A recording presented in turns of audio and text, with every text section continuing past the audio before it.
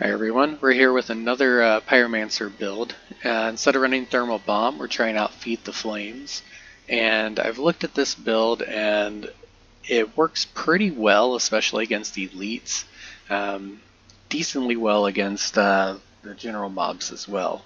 The problem with the Thermal Bomb, while branded debuff is very good for that 40% extra damage, I've noticed that a lot of times when you're killing the riflemen and the smaller guys or anything like that, a lot of times everything around them is dead from your overheat by the time they explode, so they don't really explode on anyone oftentimes.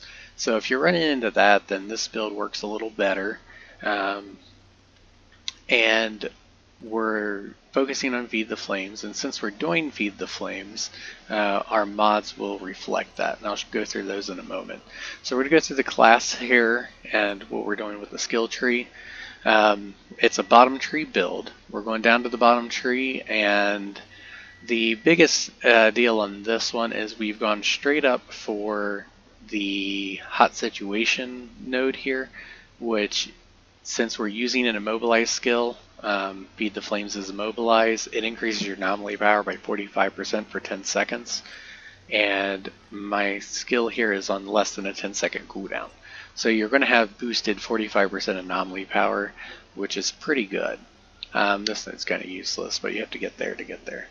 The other item here, the Incinerate, the moment burn ends on an enemy, it inflicts ash status. It's going to be very useful, and I'll go into the details of why that's so useful for this build in just a moment.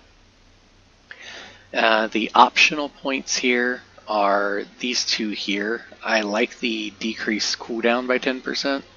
Very useful if you're having any survivability issues, or if you're running with a group, this is great. But if you're having survivability solo, you can take these 2 points out, bump one over into Phoenix Nestling. That helps a lot because you get the cheat death mechanic for solo. This is pretty frustrating to be going through a run and just get randomly hit with a breacher that got too close and you just go down. The other point you could take from here, depending on your status power, you can extend your Ash Affliction.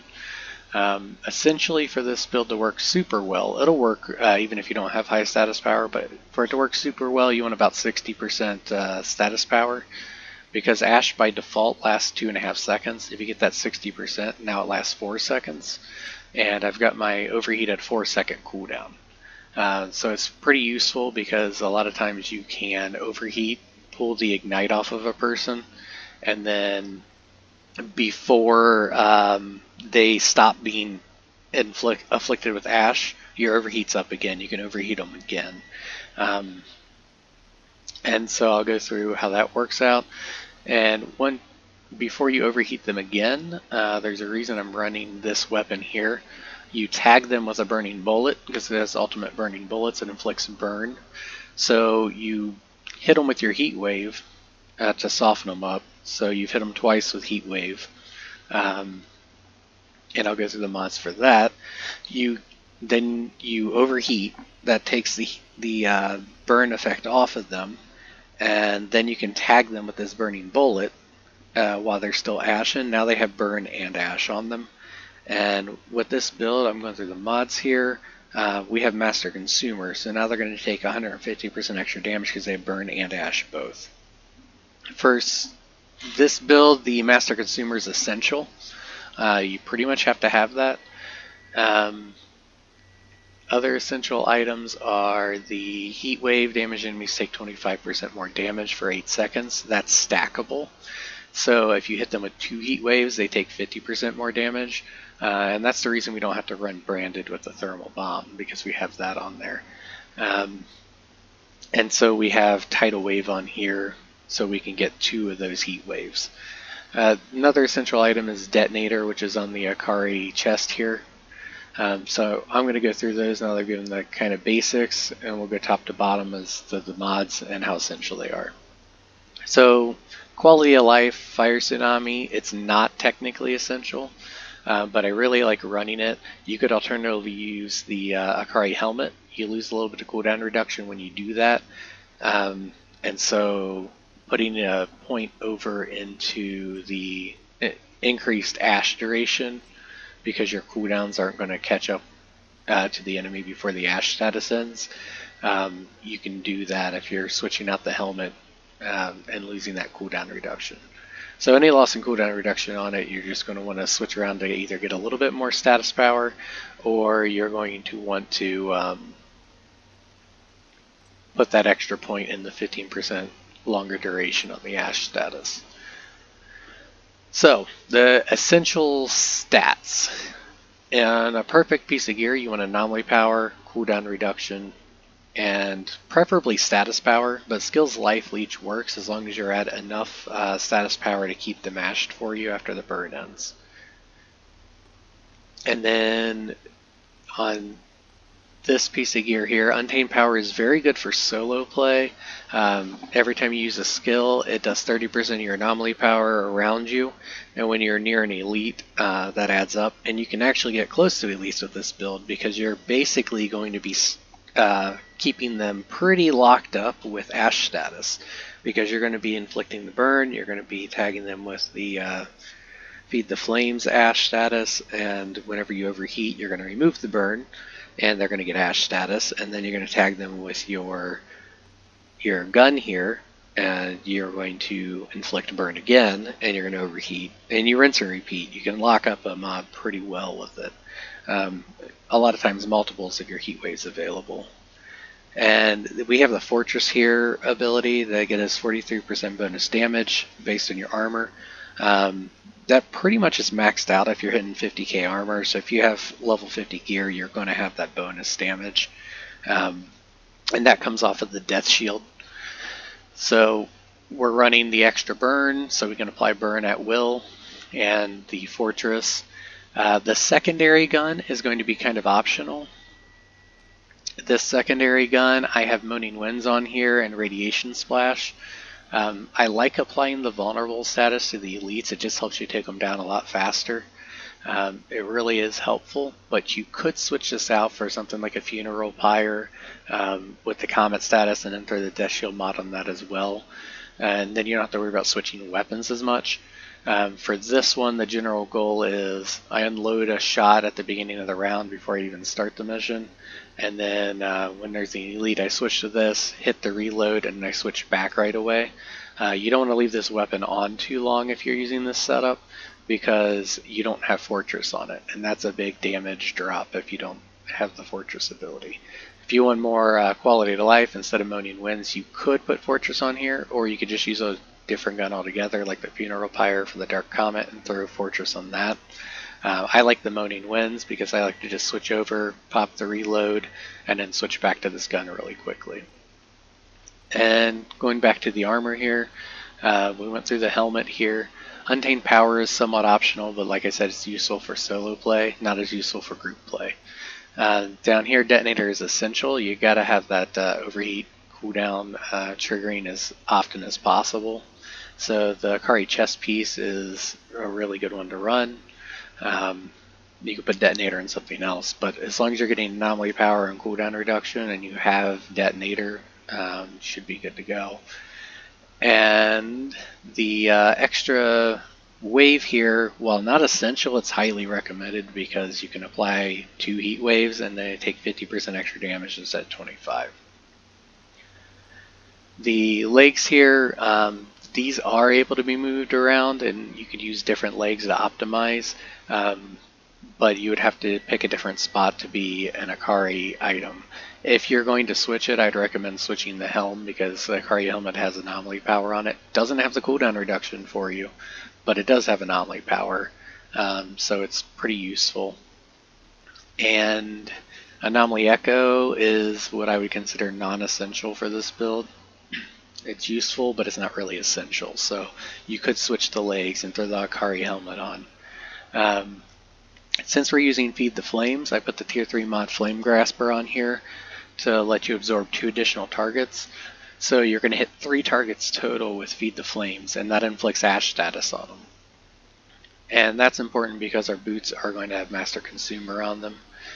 And then the next item we have, these are just gloves. I'm using them because they have Pants on Fire on them by default. That's really good for just basically attritioning down the riflemen and the random smaller guys around the map. And burnout is critical because that extra damage taken is essential if you're not running branded with the thermal bomb. Since we're not running thermal bomb on this, it works pretty well. Plus, I found the thermal bomb a lot of times, you put it on a mob, and then by the time they explode, many times, everything around them is already dead. So the Feed the Flames works pretty well for this. And the boots, the Master Consumer ability is essential. It applies burn and ash status, and if you have both, it does a lot of damage, and that's why we're running the ultimate burning bullets on our weapon up there. Then for survivability, Blacksmith works really well because it gives you 52,000 armor for 8 seconds for each status consumed, and that stacks. Your armor cap's about 300,000, and so since you're running armor cap and you're consuming ignites and ash all over the place, you're going to run at armor cap most of the time. So it's pretty useful to have. And since we have that on there, survivability is not a big issue, but if you are having issues with survivability, then I recommend there's a tier 3 mod you can get off of one of the Cannonball pieces. I believe it's the boots, and I'll show you that mod here. You can run that to help your survivability. It's called Circle of Power. It boosts your resistance by 15% every time you use a skill, and that stacks up to 3 times. And with our cooldowns, you're going to have it up a lot. And that's important because there's a lot of anomaly power damage that a lot of times we don't realize that's going around, and most of that's from brood mothers, their AoE, their melee. I think even some of the alphas, their melee damage is some anomaly damage. So if you're having trouble dying to brood mothers especially, then I'd recommend running that. And in the mods we said were somewhat optional, that's one you could sub out for that. Like Untamed Power or the Width on the Fire Tsunami. So that's another option for survivability boost. I haven't had issues with it, but you could run that until you get used to the build and then take that off and do something for more damage. Another option you could do is to add the mod that increases your damage to ashen targets by 20%. Ashen boost here.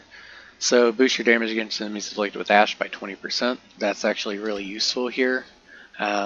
If I had good legs to switch out, I'd probably switch out the Akari legs, run the helmet, and then put that on the legs. That way, instead of Anomoly Echo. But I haven't had a good roll for that yet, so we haven't done that yet. I also don't have the Death Sentence mod, which is another one I would definitely run. That's the tier 3 mod from the Torturer's Helmet. Very useful for any build where you have Master Consumer, you're using Ash status for a lot of your damage.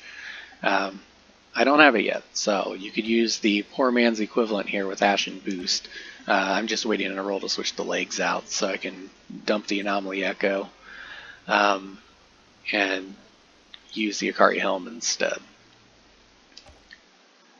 So hope you like the build. Those are the basics of it. I'm going to be posting some videos of playthroughs using this build, but you can get solo tier 15 gold with it for sure. And as I said, with the survivability, you can work on that if you need to with the Circle of Power. But currently I'm doing fine with the Blacksmith. You just have to be a little extra careful when the captains have special bullets or have that AoE swirl around them. You don't want to be too close to them. And also brood mothers, be a little careful with those if you're not running a Circle of Power. If you're running Circle of Power, you're pretty hard to kill. You can kind of steamroll through everything. Hope you like the build, and I hope to put out a new one soon. Got a few ideas in the hopper I'm going to look at. But if you really like the Feed the Flames ability, this is the one to go with because it's just kind of fun to use with Feed the Flames. Thanks, and have a great day, everyone.